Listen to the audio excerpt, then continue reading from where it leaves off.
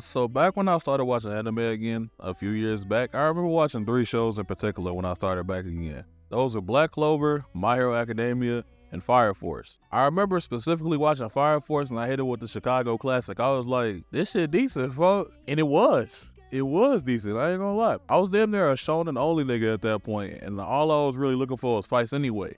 And Fire Force definitely has a lot of them. So it was a great watch to me. Fast forward to now, and apparently shit was way more than just decent, folks. Fire Force was way better the second time around. Not only did the fight scenes hit harder, but man, this story is really good. So I figured it's about time that I revisited it. So, pull up a chair. Let's chop it up. Today we're going to be talking about Fire Force. But before we get into it, as always, make sure you hit the like and subscribe button for more anime analysis and review videos just like this one. Also hit the notification bell for future posts. So, now we do things right here. First, we start off with the story. I'm going to keep it a bean skino with y'all, gang. I do not remember the story being this good. It's probably because back then I didn't really care for story that much back then, and I just wanted to see niggas box. Niggas did indeed box. But after my rewatch, as a more seasoned anime connoisseur, I realized that Fire Force had way more fire to offer than I thought, no pun intended. Our story follows our nigga Shimra, who's enlisted as a fire soldier. He's been given his devil title because a lot of people believe that he's responsible for the fire that killed his mother and his brother. So, to keep the recap short and simple, tries to uncover the truth about what actually happened that day,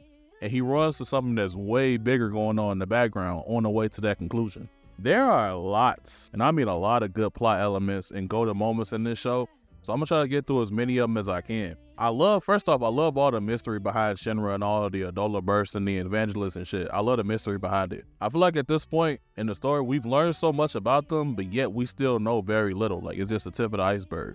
It leaves a lot of room for where the story can actually go because there's so much going on, there's so many possibilities. You still have companies in the Fire Force with unclear motives that haven't been seen, like Dr. Giovanni's Company 3. Joker and Lich still have their own mission that they're devoted to that doesn't align with either side all the way. The Holy Church of Souls still hasn't found out that their whole religion is based off an imposter pushing forward the evangelist plan to burn the world to the ground. We still don't even know why the evangelists want to burn the world to the ground. We still don't even know about Adola that much and why some people experience Adola links and why others don't. Like, why did Burns, Joker, and the Captain of the Fourth experience one? Lich still has to look over that stone from Adola that Joker grabbed. It's so much shit that could happen, and the way Fire Force approaches its storytelling, they don't ignore anything. So I'm excited to see what they have planned for the future. Bro, I know I said I just wasn't all about the fights no more, man, but shit, these shits are phenomenal. Even the side character fights are great. Even stuff as early as like Shinra's first mission fighting that first Inferno, like, these shits are gorgeous. The rookie training games, when we first see Joker, it was a nice little fight between the two, and it introduces an alternate party, which has like completely different ideologies from everyone else that we met so far, which is really cool. They're not exactly villains, but they're not exactly heroes at the same time. The Habana fight was really good. Finding out her origin, finding out she grew up in the church with Iris was fire. Seeing her turn to an ally was cool as hell. Shinra versus Rekka was really good too. That's probably one of the hardest entrances in anime history when he pulled up and saved Tamaki. Shit was super clean. And obviously, we gotta talk about the Maru fight and the best sound clip I've ever heard in anime. Play the clip, folks.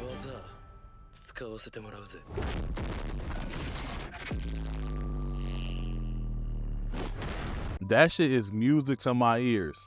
I might just set an alarm in the morning so that could be the first thing I hear in the morning. I'm not gonna lie. This fight was so clean. I love the choreography in this fight, and I love like Shinra like deflecting the arrows, little projectile to save Maru and shit. That shit was so cool. The Nether arc, man. The Nether arc was fantastic. All the fights were amazingly done, and I think this is truly one of my favorite arcs in anime, easily. Gang, the fight between Hinawa and Arrow was so funny, because that nigga Hinawa said, fuck it, and up that hear ye, Thunkatron 9000, and started shooting thunder spears at her ass. Folks, you know you shooting some big shit when the ops start asking you what the fuck is going on and what the fuck you shooting. It was getting real treacherous after he upped that motherfucker, I ain't gonna lie. Hinawa wasn't the only one tweaking though, cause Obi got his too. For a nigga that ain't got no powers, Obi sure be having hella fun out there. Gang, I've never seen this before, bro. He literally pulled the train tracks up out the ground, planted them in the ground, and climbed up them holes like he was about to grab the money in the bank briefcase and jumped off and neck breaker Dr. Giovanni, folk. Like, I was howling, cause what the hell is he doing, folk? Iris and Tamaki gave Assault that Nanami and Itadori versus Mahito treatment before they jumped the shit out of him and beat his ass. Absolutely slaughtering that nigga, dog. Maki was over there throwing haymakers, nigga. I would not want to get hit with one of them shits. She throwing Kiron footsteps. Once she cocked that bitch back and leaned in, expect to get hit with the force of a Hummer with a Hellcat engine in it. She hit harder than Merriweather hit Trevor, Franklin, and Michael in the last mission of GTA. She hit harder than my shots at the backboard in 2K24 because I can't shoot for shit. Bro, every member of Company A got money, and I loved it. I loved the nether art. Shimra fight versus Show was fucking disgusting. Yeah, I remember this fight, but man, I remember it being this raw. This whole fight was like a power scaler's wet dream. They was doing some absolute bullshit in this fight. I'm glad Victor was sitting there confused as hell, because I was too. He was asking the same questions that I was. He was like, nigga, did he just stop time? How the fuck does he stop time? I don't know either, gang, but keep fighting though. Keep fighting though, regardless. It's cool to see how this whole fight, Sheron was actually just cool to see his brother. He a better man than me. Because once his brother started doing shit like stopping time, I'm throwing the control on the ground and hitting his ass with the, yo ass always cheating, folks. But nah, you know what Sheron decided to do? He just decided to casually started moving so fast that his body started to dematerialize and then slowing down and actually laying his hits on his brother. Moving fast and light in the process. I know this shit look wild from Lich's perspective. The part with Shimra's memories while actually reaching Show was beautiful, gang. When he finally accepted the fact that he was his brother, it was extremely satisfying. And we got to even see him like start getting emotional and started questioning what exactly happened on the day of the fire. Too bad it was short-lived, and I really hope that we get to see more of like stuff like this in the future. I'm pretty sure they got stuff like that planned. I didn't read the manga. Shimra versus Kiron was another nasty ass fight. I really like the choreography in this one, and Chiron's ability is just cool and funny to me because he literally called out what he's doing as he beating your ass. The power struggle to take Inca into custody was pretty interesting, and it's actually cool to see someone who values danger over anything else in life. I haven't really seen anybody in anime like that before. Before my first watch, I didn't really care for the Chinese Peninsula stuff, but I was tweaking because this shit was raw. We got to see Olga turn into DBZ Broly. He hit that Demon Inferno with a Ken level 3. And we got to see the Adola Birds lady tell Sheron like, gang, I can only give you 1 second, so this is really pointless for real. He was like, 1 second? You know what I could do in 1 second, for? That's how long it take me to know. He really beat the Demon Inferno ass in less than a second, for. Like, that shit was so raw. Now, gang, one of my favorite moments of anime altogether, not even just this anime, is when Joker and Benny Maru pulled up to the Church of Soul. Them niggas pulled up ready to burn Bibles and piss on pulpits. I love every second of it. Benny Maru had to catch at least like 50 bodies here, man, and Joker went stupid. Up until this point, we seen Joker scrap a little bit. We seen him fight Shinra in the rookie games. We seen him like scrap with Show just a tiny bit, but we haven't seen him fight until we got to this point. First off, backstory was fire. Found out that Joker used to work for the Holy Temple of Soul and this group of assassins, and his commander used to abuse and shut him for virtually no reason. I ain't gonna lie, folks, it's a little weird though. He was beating him and whipping him and had him tied up naked. He just grabbed his body, talking about, I'm gonna defile you to your very bone. Like, what do you mean by that? If he did what I think he did, that's nasty work, folks. But the get back was truly immaculate. Joker really shit on that nigga in the best way possible. I loved every moment of it. And then we got more fire-ass backstory because when Burns pulled up, we learned that him and Joker used to work together. And they both had a Adola link together at the exact same time. This sequence is just so perfect because we got an unlikely partnership between Joker and Benny. We learned so much about Joker, the most mysterious character in the show. This is literally perfect. I really love every moment of this. Dog, I didn't really pay any attention to this the first watch, but Sister Iris dealing with some crazy shit. It reminds me of my journey with religion so far. She literally found out that her whole religion was created by the very evil that they're fighting against. She starts to wonder if she's aligning her faith with what the evangelists believe in, instead of the message that she was actually taught. This shit hit different for me personally, because I used to be damn near as religious as Sister is. I experienced the exact same thing. I used to be like a super church nigga. I'm talking Sunday school, Bible study, Bible class on Saturday, Wednesday night Bible study, choir practice, ushering, like the whole 9 yards, right? But once I started to develop my own mindset, I started to ask some of those questions too. Because America uses Christianity just like the evangelists use soul. And just like Sister Iris questioned her faith, if her faith aligned with the evangelists, I wanted that my faith align with the United States. But even though something could be created out of ill will, doesn't mean that you can't make it work in a positive way. So Sister Iris kept looking forward and cut out all the evil roots that soul had and just focus on the good. Just like I cut out all the judgment, belittling, and elitism that I experienced during my super religious period when I'm in the church. And I learned how to cultivate my relationship with God in its own positive way. This shit was surprisingly deep, and they literally packed all this shit in half an episode. That's extremely impressive. Who knew that Fire Force could make really deep conversation about religion? I actually fuck with that. Them going back into the nether was great too. My nigga Juggernaut got money. He really dropped back in the pocket and spiked the nuke on that bitch face. Oh my God. Then they gave a young nigga Ehonda Reference and Fire Force, folk. Everybody beat a white clad member by themselves pretty much. It's crazy that they put this much care into all these fights.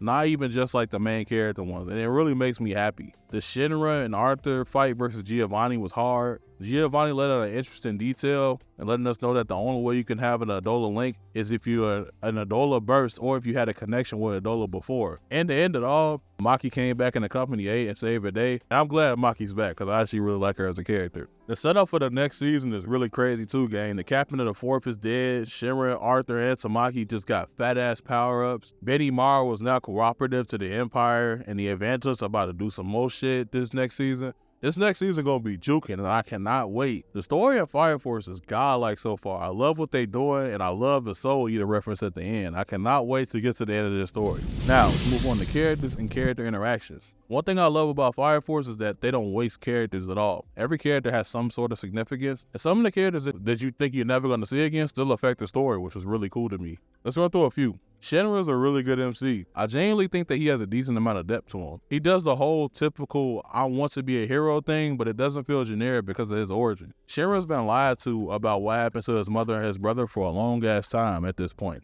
Even through that, he's still choosing to take this hero route, and he damn near has every reason to become a villain at this point. He's still walking this fire soldier path because of his morals and because of his brothers, and I respect that. I like how he's just not straight up believing in anything too. He asks the hard questions, and he's done that from day one. Him and Arthur's dynamic is funny as hell too. Whenever those two are together, it's never serious. Even when they're in the middle of like an important ass fight, they always gonna crack a joke or two at least. He treats his crewmates like brothers and sisters, and one of his closest homies is Ogun, and I actually think he respects Kiron a lot too. You know what that means? He's invited to the cookout. I like how he treats Iris too. In that one episode where she had that little religious dilemma, he was extremely supportive of her. He did that even when I know that he was doubtful of the Church of Soul, especially after the investigation. But I think that he just believes in her so much that he can't fully believe that the Church of Soul is evil, because if it was truly 100% evil, then they wouldn't have made her who she is. Shimra is a super solid nigga, so much to the point that I think that even Joker and Lich consider him an ally before anyone else in the Fire Force. And he pulled Habana, so Shimra's pretty goated, boy, I ain't gonna lie. Arthur is a hilarious nigga, man. Every time he's on the screen, he always doing some dumb shit. I really like how his power works. It's so stupid, but I like how the show takes the concept and runs with it. His crewmen literally have to like trick him into the whole like night charade thing just to get him stronger, and I think that's super creative. His fight scenes are always really raw, and I like how they give him little glimpses of being smart too, just to take it away to make him stupid again. That should be funny. Maki is really cool too. You didn't really learn that much about her till later on in the show, but I really like her backstory episode. I like how the show set up like how valuable of an asset she was to the team, because she could have easily just been eye candy, but she's needed in Company A, just like everyone else is in Company A. I really like how the show writes the whole company. Hinawa is really cool too. He was kind of a bitch in the beginning. That's how he tests people. That's how he learns if people are reliable or not. He's really like the tough love type. They make him funny as hell too. Bro eyes be wide open like Dirk when he take pictures in treacherous environments. He be up in blicks too. I think the first time I seen a nigga, he had my Rebirth Island loadout on. Like, that shit wild as hell. He be having some outrageous fits on too, gang. And these goofy ass hats, he just be throwing shit on with no second thoughts. Like, bro, why does your hat say bad bitch on it, dog? But he not cool as hell though. I like his character a lot. Iris is really cool too. It's just like Shimra said, she's pretty much the sunflower of the 8th. She holds a lot of this shit together. She puts on this smile that brightens up everything no matter what kind of internal conflict she has going on. And that takes a lot of strength. Even though she doesn't fight, she's actually a really important part of the team, and the show does a good job in showing us that. Hey, Obi a dog for real. He ain't got no powers, but he be out here having the time of his life. He be like, yeah, this ain't a fair matchup, but I lift. He said, yeah, this shit hot, but guess what?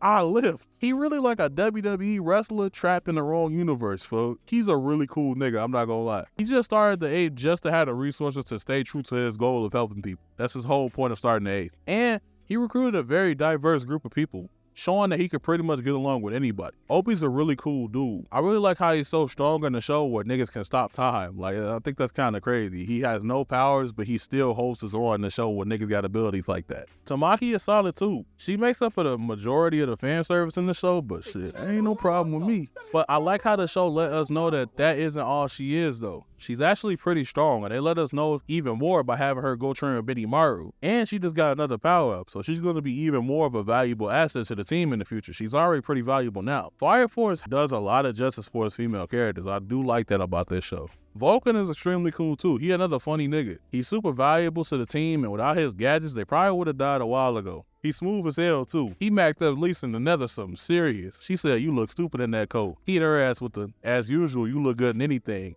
Ah ha ha. Shorty ass. Drench. Lich and Joker are really fire ass characters too. They're not necessarily villains, but they aren't heroes. They just really want the truth. I like how supportive they are towards the 8th too. They recognize that the 8th and Benny Maru are actually trying to find the truth as well. And they aren't necessarily under the thumb of anyone. So that's why they respect them so much and support them so much. Speaking of Benny Maru, folks really that nigga, I ain't gonna lie.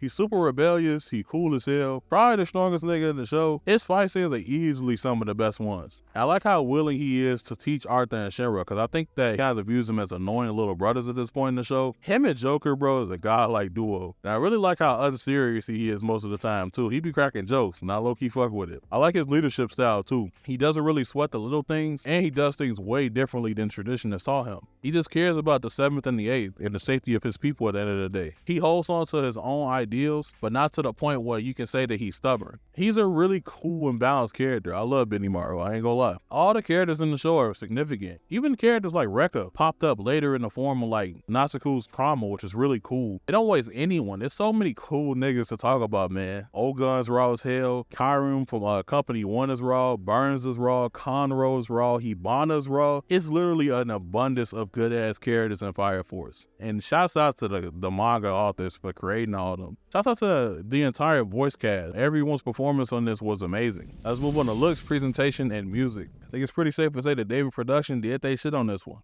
Gang, when I tell you that every fight is super clean, I mean it. Every fight looks great, even the side character fights. And I know I said this a few times, but man, that shit is really important. Usually when it comes to side characters, that's where the studio likes to cut corners and drop the quality, but they don't do that. It actually made me rewatch everything because they made sure to show everyone love. And when you show everyone love, you make everyone feel important. The choreography and the animation in these fights is goated. This show looks amazing, nigga. Like, really good. The sound design, the mix engineering team did they shit on this as well. Shout out to y'all. This show might have some of the best impact sounds in all of anime. The hits in this show genuinely sound like you don't want to get hit with them bitches. And they got that damn effect. Like, it's a really good touch. I like that. Obviously, the music is amazing. The in-show music, the in-show score is pretty good. Inferno is damn near the best opening in all the anime history. And most of the openings and endings are great. So shout out to the composer for the in-show score, and shout out to all the artists that worked on the opening and ending songs. Overall, this is the first show outside of DBZ that I've done a full rewatch of, and I'm glad I did, because man, this is way better the second time around. Fire Force is a really special show that needs another season immediately. The story is already amazing so far. There is endless possibilities to where it can go, and I can't wait to see what they come up with. If you haven't got a chance to watch Fire Force, please do. It's definitely one of the best new gens, and it's well worth the watch. It's 48 episodes and not too much. You can knock that out in like 12 days. If this is sitting on your list, make sure you move this to the top and watch this next. I promise you, you will not regret it. But that's all for me, man. As always, man, have a great day, man. Love y'all, man. Peace. And montage time.